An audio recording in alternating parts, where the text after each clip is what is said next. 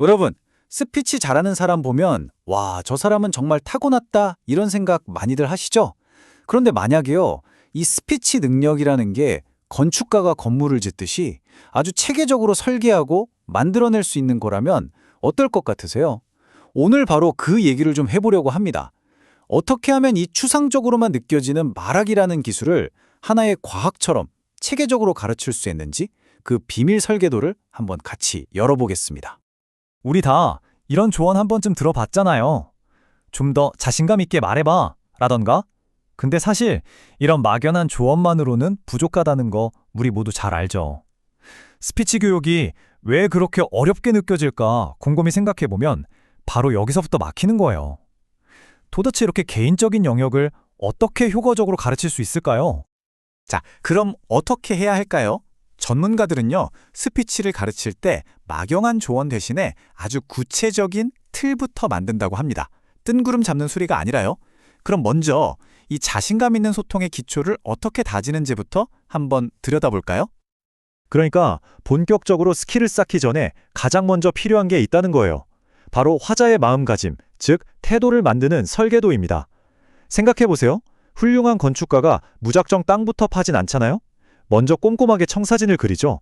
마찬가지로 우리도 훌륭한 스피커를 만들기 위한 일종의 심리적인 청사진부터 시작해야 한다는 겁니다. 좋은 스피커가 되려면 맞아요. 먼저 태도를 바꿔야 합니다. 화면에 보이는 이 5단계 모델이 바로 그 변화를 이끌어내는 핵심 도구라고 할 수 있어요.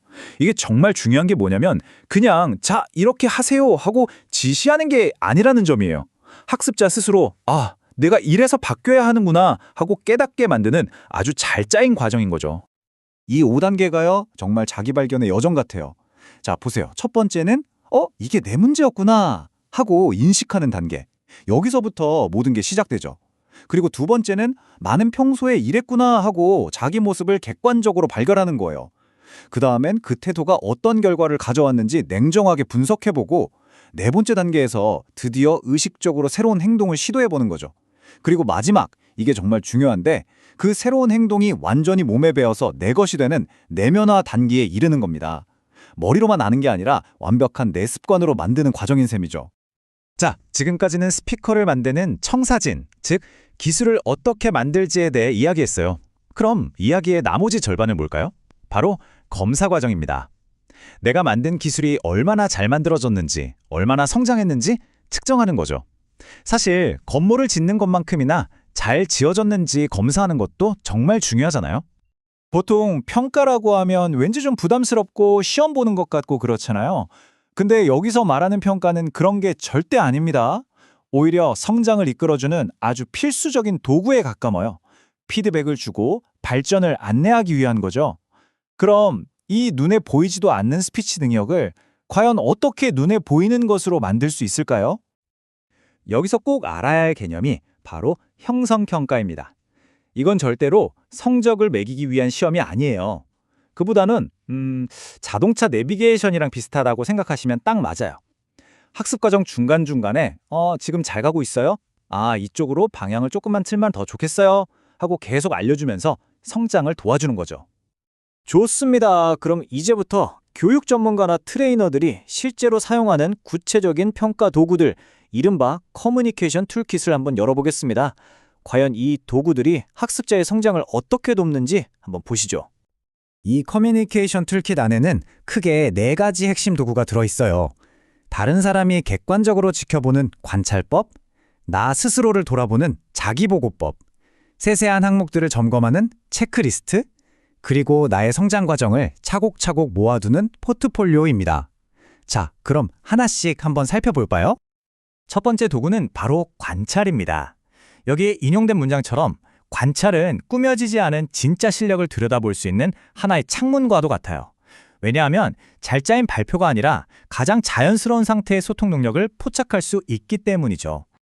이게 바로 관찰을 할 때 쓰는 구체적인 도구, 일화 기록 양식입니다.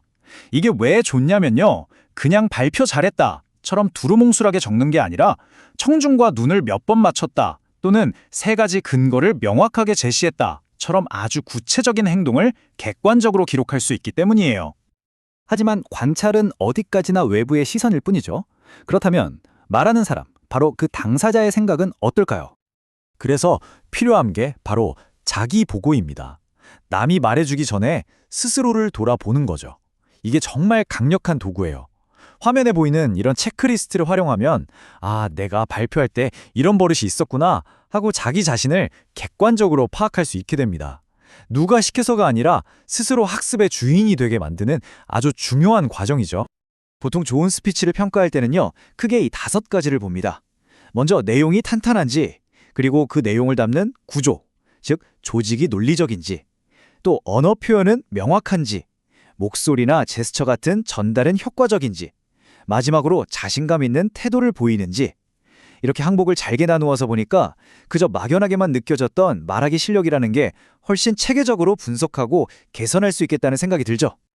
자, 그리고 마지막 도구는 바로 포트폴리오입니다. 이건 한 번의 시험으로 모든 걸 판단하는 방식이 아니에요. 그 대신에 시간의 흐름에 따라서 발표 자료나 영상, 스스로 쓴 성찰 기록 같은 것들을 차곡차곡 모아두는 거죠.